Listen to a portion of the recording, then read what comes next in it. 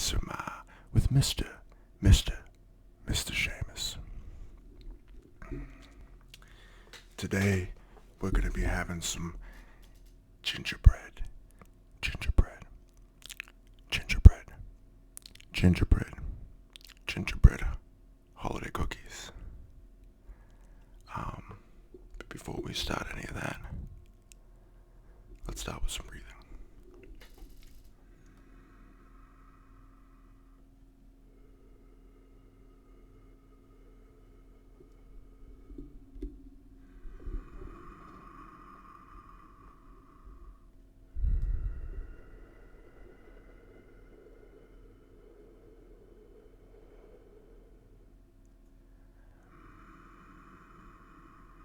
In through your nose and out through your mouth. Good. Now that we're nice and centered, we can start with some appreciation of the cookies we have. Here they are. Ooh. They could slide right off at any minute, so we gotta be very, very careful. What we have here, we got some cookies, we have various cookies here. We got gingerbread cookies, so here they are. We got this character here.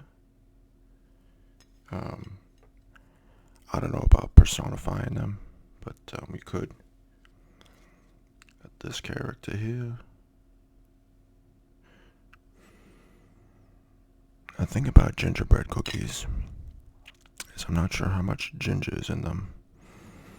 It's more of a molasses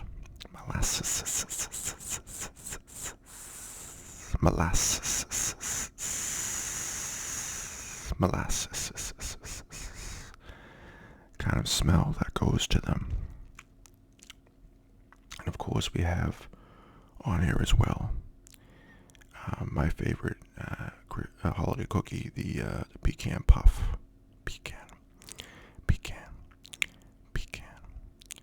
Pecan puff. Now I don't know how this became my favorite holiday cookie. It's when I was a youngling. I remember them fondly.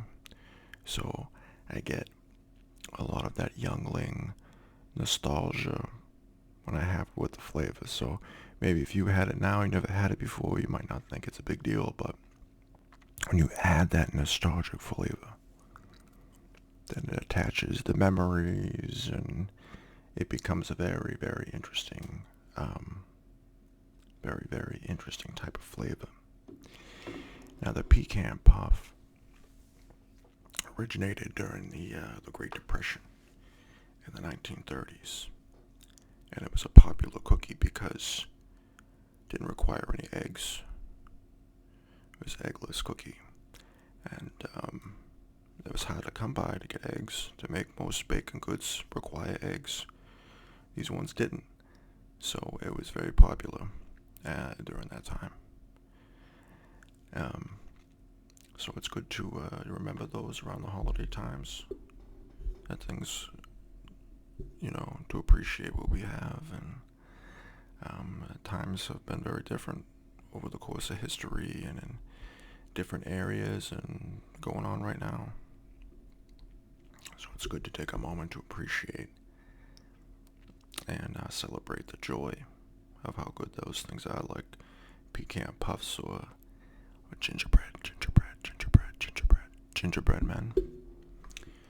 Or women. That could be gingerbread women. I want to be as inclusive as possible, so we'll say my gingerbread ladies. Alright, we're gonna just go right there. So if you have any problem with that, now you know how it feels like. Everything gets immediately sent to the masculine. Let's just immediately send everything to the feminine and see what happens. Okay, so my gingerbread ladies, I'm gonna consume them. And I do look forward to it. So I'm gonna start here. I'll take this gal here.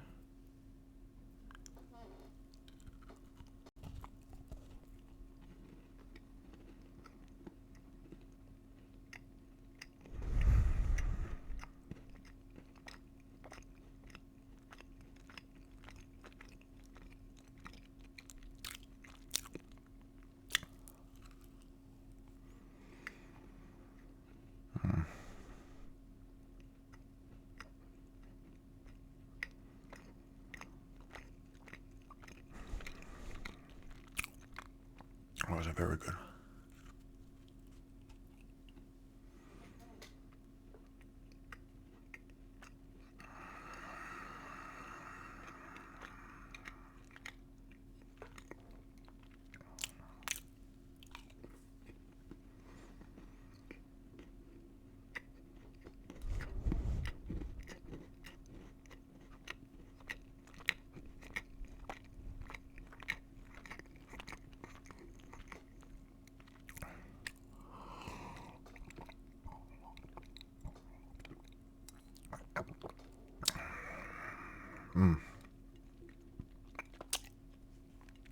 Oh, yeah, that's good.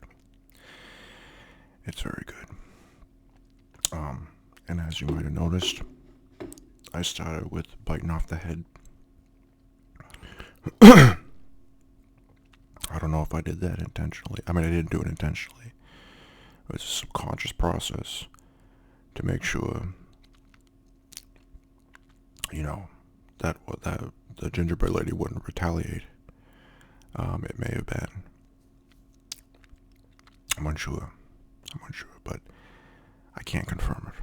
Maybe you know. I don't know. It's something we could talk about in the comments. But it was good. It was tasty. It was a lot of rich notes. And again, not a whole lot of ginger, but molasses. If you had a molasses chew or an iced molasses chew, you might find them at the grocery store all throughout the year. That's what it tastes more like. A molasses chew with icing. Now, why they don't call it a molasses chew with icing, again, we can discuss it in the comments if you have, historical background with these cookies. Maybe you do. I don't know. I really don't know. It would be an interesting thing to really discuss, though.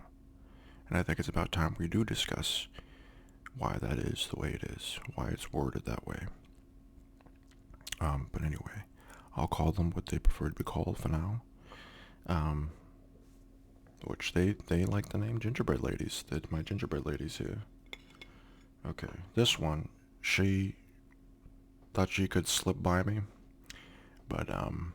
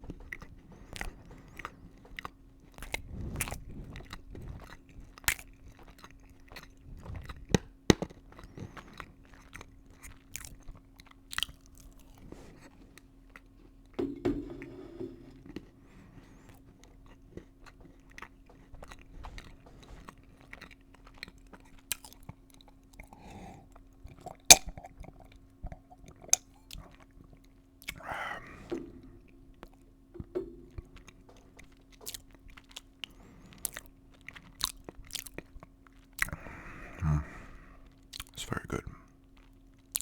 Very tasty. Yeah. I like that a lot. I like that a whole lot.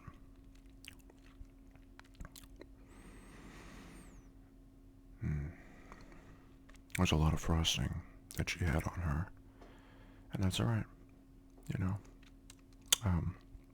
Sometimes there's a lot of aggressive frosting work that happens in kitchens that we should all consider from time to time. People like to get a little heavy with the frosting.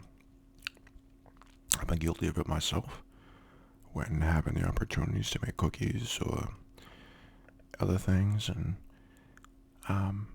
sometimes you take those liberties. Oh.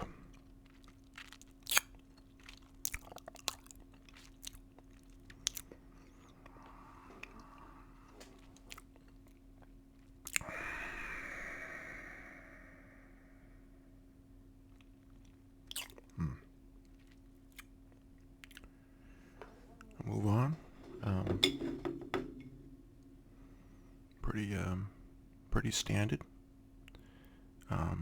Nice amount of frosting on there. She's happy about it. She's out there. Maybe it's cold out. Who knows? You know.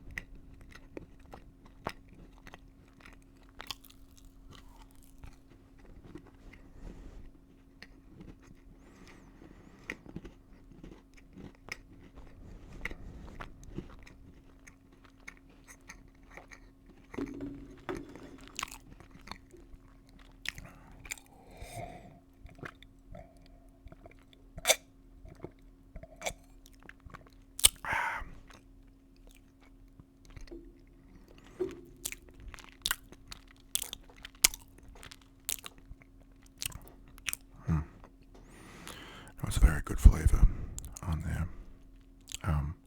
I thought it was a correct amount of frosting. You know, when you're taking a molasses cookie and you're, have it plain, it's not always very sweet. You know, so the frosting is very good at adding that sweetness to it to balance more of the kind of blander taste of the molasses cookie on itself. Now, I could eat the molasses cookie by itself anyway, because I have an interest in the high iron contents that can come from molasses.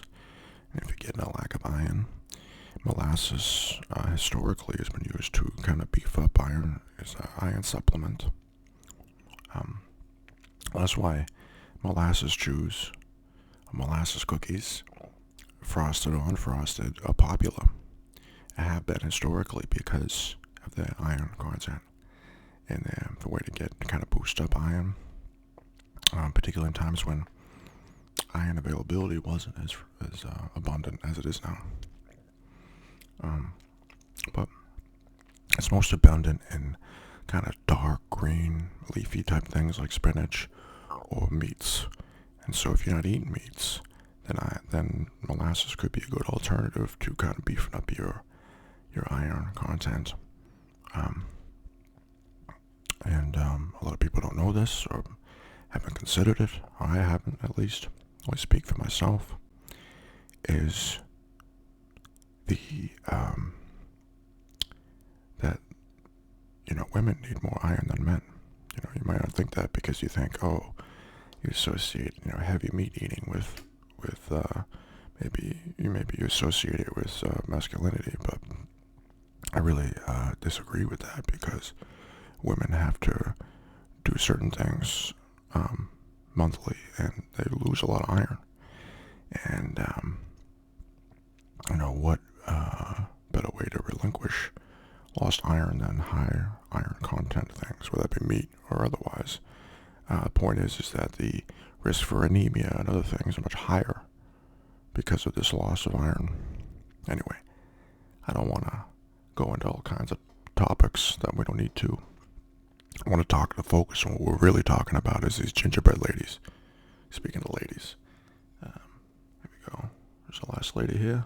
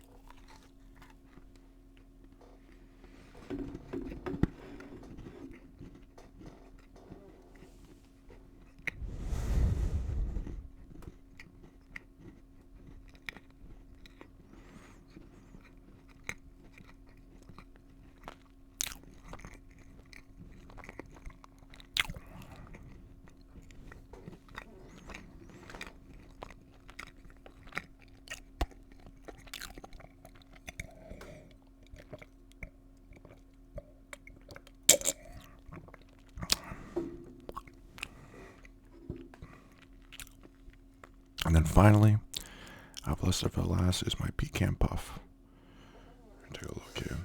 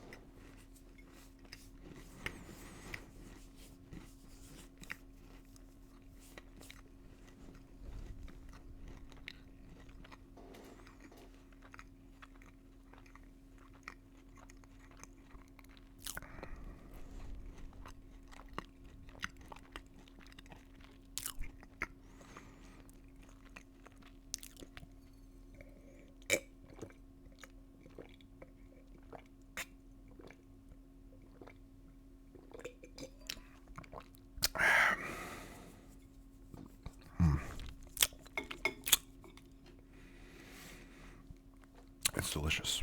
Now, it's a dry cookie, so I definitely recommend a beverage. I have some almond milk here, and I would definitely wash something down with it.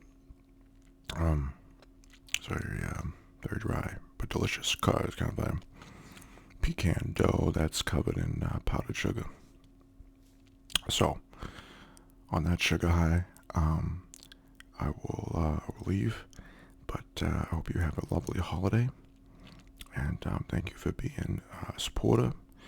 And if you're not subscribed, please subscribe, like, and most importantly, be well.